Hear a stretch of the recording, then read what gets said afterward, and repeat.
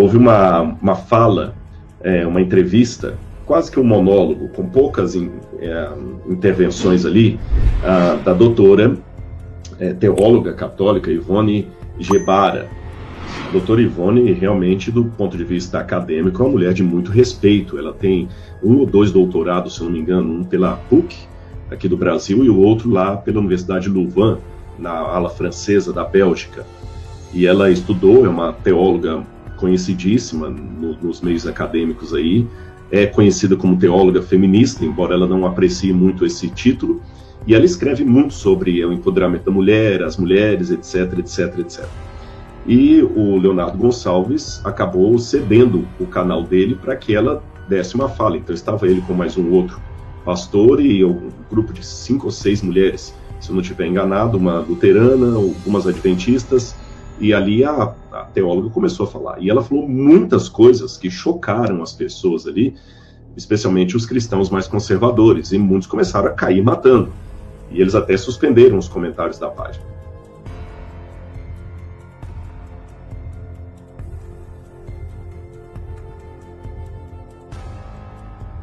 Meus amigos, minhas amigas, eu tenho a honra de conversar ou de promover uma conversa só entre mulheres. Que coisa linda isso! Que espaço necessário e importante que está sendo aberto aqui para que nós, homens, falemos menos, escutemos e aprendamos mais. Às vezes perguntam para mim, mas precisamos de uma teologia negra? Precisamos de uma teologia feminista? Tendo em vista, como eu falei um pouco antes, que todo exercício de conhecimento surge a partir de um ponto de vista, de um lugar com pressupostos, com recorte, consciente ou não, devolvo a pergunta. Precisamos de uma teologia masculina branca? Porque praticamente toda a teologia cristã que foi produzida durante os últimos 2000 anos é uma teologia do homem branco. E se esses novos conhecimentos, essas novas maneiras de enxergar a Deus e de lidar com o texto bíblico me ameaçam, me incomodam, eu preciso me perguntar por quê. E eu preciso me reeducar. Nós assistimos agora uma introdução, né, feita por um homem, né?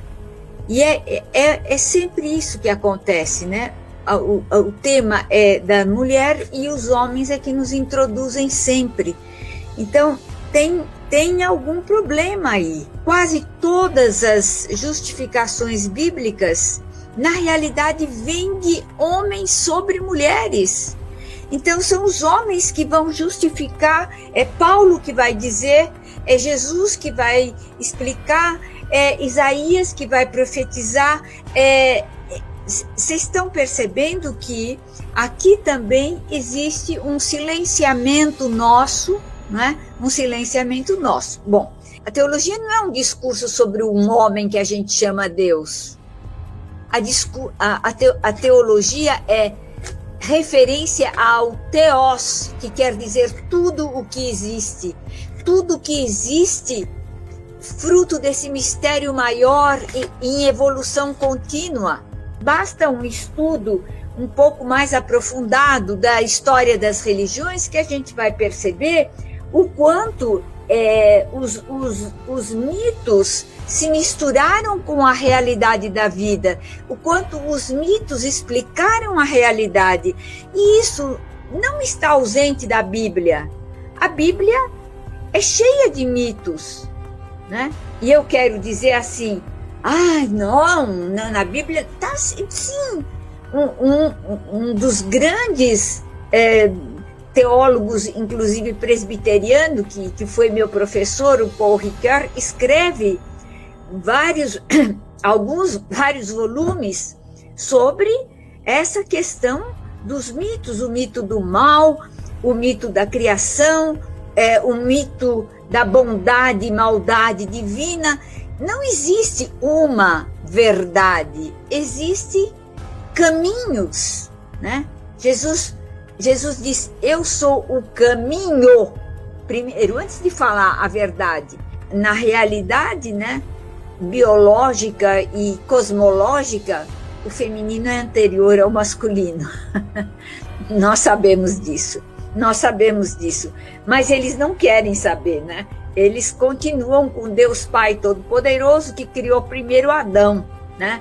Mas é um mito de poder, né? É um mito de poder. Nós nunca afirmamos Deus como mulher, teologicamente. Nós afirmamos Deus como mistério maior. E o mistério maior inclui masculino, feminino,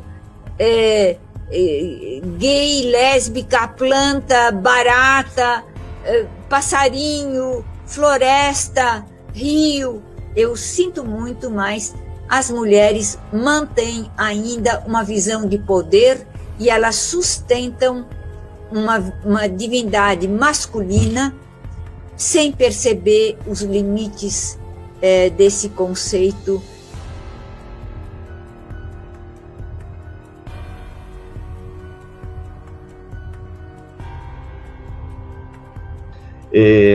O primeiro erro que eu achei que foi cometido ali pelo Leonardo Gonçalves e os demais que promoveram aquilo ali, é porque eles simplesmente pegaram a fala de alguém sem primeiro se questionar se o método dela é coerente com aquilo que nós acreditamos.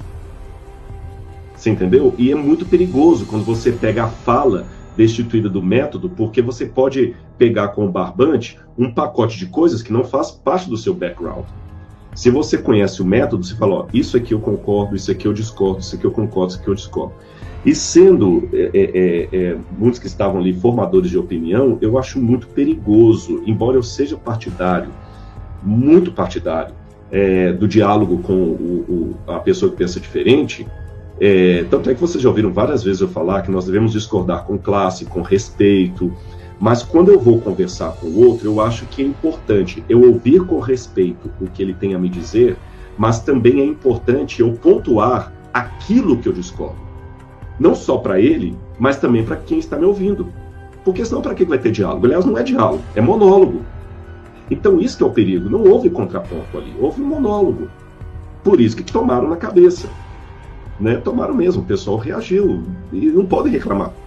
Eles não podem reclamar da reação das pessoas, porque eles trouxeram alguém que falou coisas que eles mesmos não concordam. Se concordam, não podem ser adventistas. Porque, embora exista uma diversidade na unidade, há coisas que eu não posso abrir mão. Eu posso falar, olha, tem coisa na igreja adventista que eu penso de um jeito e o outro pensa de outro, mas tem algumas regras ali. Por exemplo, se eu sou assembleiano, se eu sou da Assembleia de Deus, eu não posso falar que eu sou da Assembleia de Deus e que eu não concordo com os dons do Espírito hoje, que eu sou cessacionista. Não, então eu tenho que ser coerente, então eu não sou assembleiano. Ou falar assim, não, eu sou testemunho de Jeová, mas eu acredito que Jesus é Deus. Não, então peraí. Então você não é testemunho de Jeová, porque testemunho de Jeová não acredita que Jesus é Deus. Então, ou seja, mesmo dentro da Assembleia de Deus, testemunho de Jeová, Mormons, qualquer igreja que tenha as suas divergências de pensamento ali dentro, essas divergências têm um limite. Tem coisa que você não pode falar assim, eu sou, mas eu discordo. Não. Você não tem como falar, eu sou mormon, mas eu não acredito nas profecias de Joseph Smith. Não, então você não é mormon.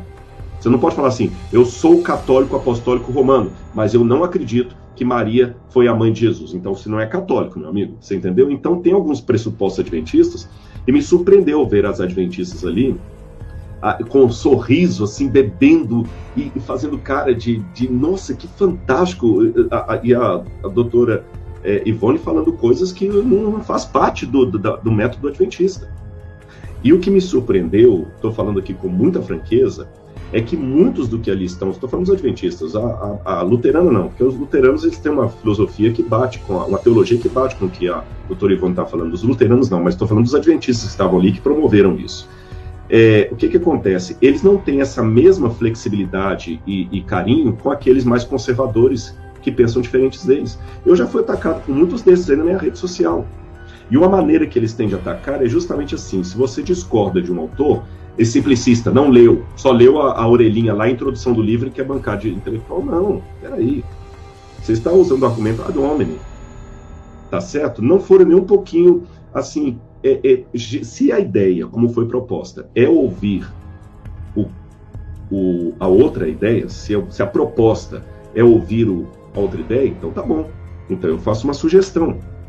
Por que não convidam agora, aí ficaria bonito para o Leonardo Gonçalves, uma dica que eu dou pro pessoal, para mostrar que vocês não tinham intenção, outra intenção ao chamar a doutora Ivone, senão realmente de ouvir a voz de alguém de fora, Então eu vou dar uma sugestão para vocês, por que vocês não convidam a Ana Caroline Campagnolo? Essa mulher, ela é fantástica para mim. Ela escreveu um livro, Feminismo, Perversão e Subversão. Eu recomendo vocês que comprem esse livro.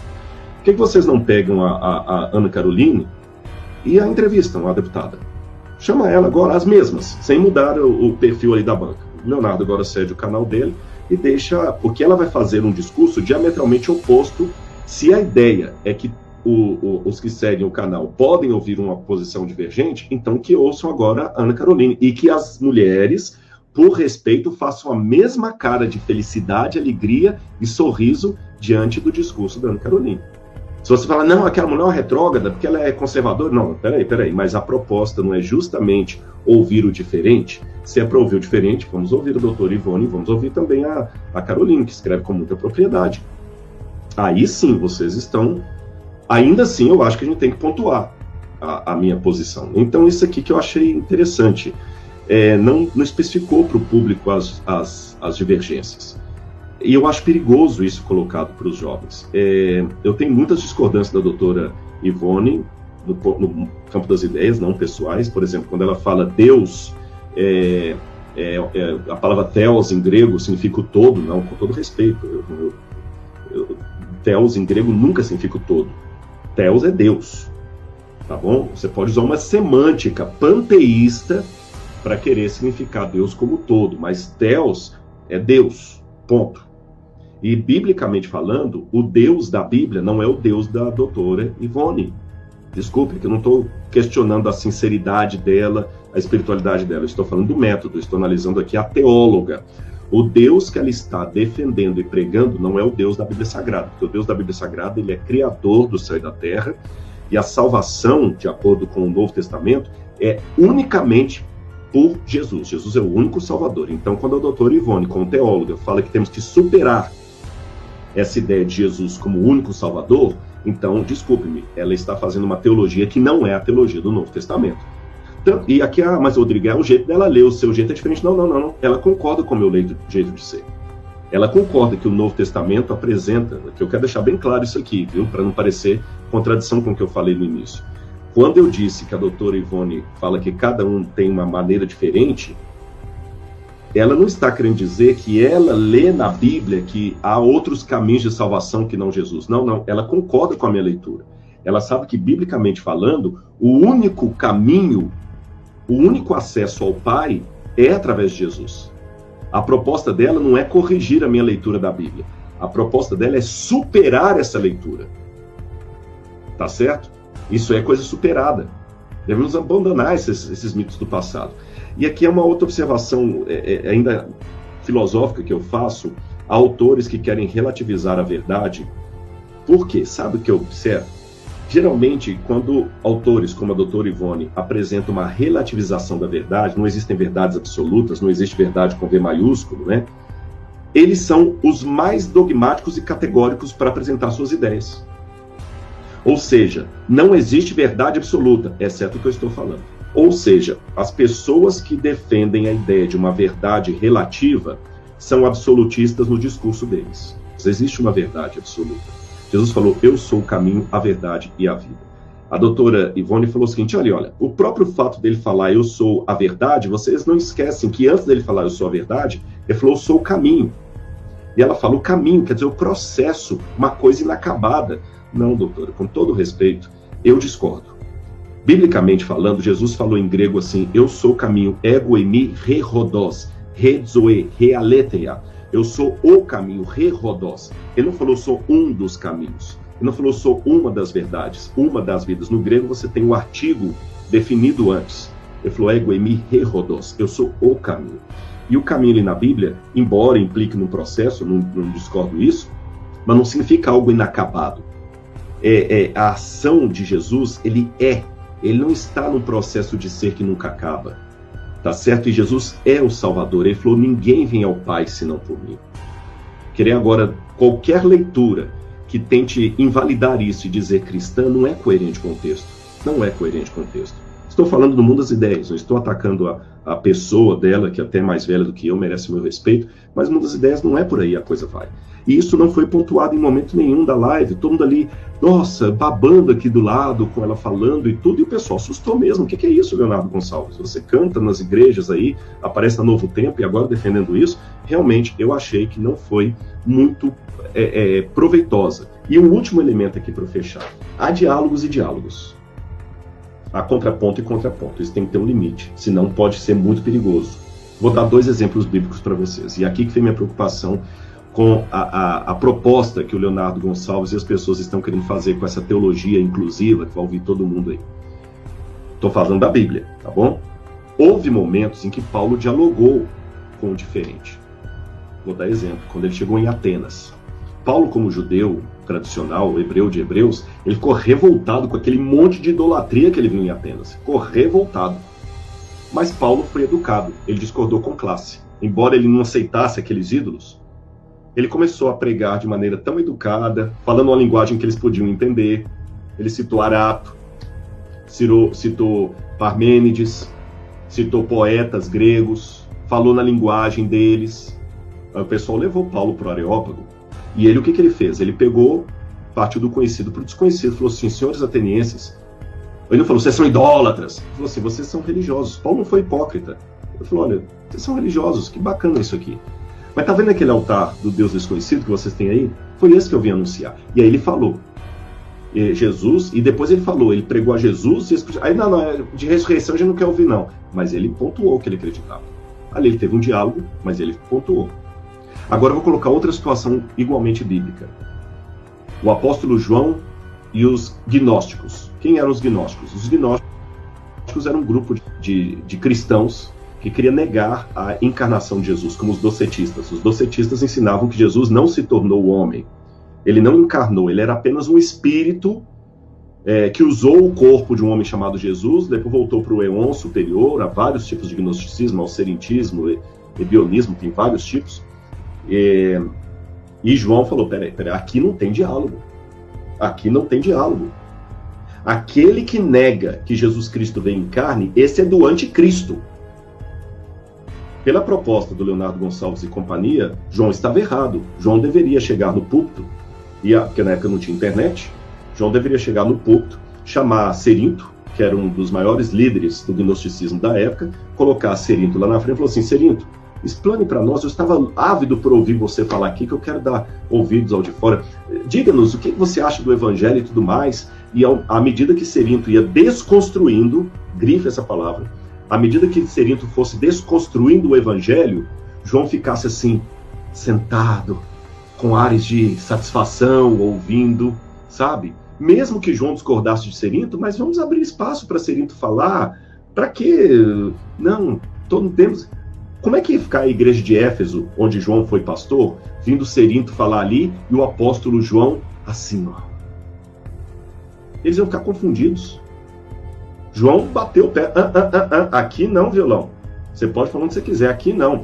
Quem nega que Jesus veio em carne é do anticristo, e muitos anticristos têm saído pelo mundo, pelo que sabemos que é a última hora. Filhinhos, não deem ouvidos a eles. Não prestem atenção no que eles falam. João foi até mais radical. Não os recebam em casa, não saúdem nas ruas, nas praças, porque o espírito que eles traz é um espírito do maligno. Provai os espíritos se provém de Deus. E todo aquele que nega que Jesus Cristo veio em carne, esse não provém de Deus, provém do maligno. Percebeu? Então, o que acontece? Há limites para esse diálogo com o diferente. E, de novo, com muito respeito e ao mesmo tempo muita sinceridade, quando a doutora Gebara vem e fala que temos que superar, não falou isso na live, mas ela fala nos escritos dela, e eles sabem disso. Esse que me doeu mais ainda. Tanto o Leonardo como o pessoal sabem disso, eles estudaram os livros dela, os escritos dela. Ela tem dezenas de livros publicados. Eles sabem disso. Eles não foram ingênuos. Quando a mulher fala com todas as letras, temos que superar essa ideia de salvação só através de Jesus. Temos que superar esses mitos da Bíblia. Temos que superar essa visão paterna de Deus.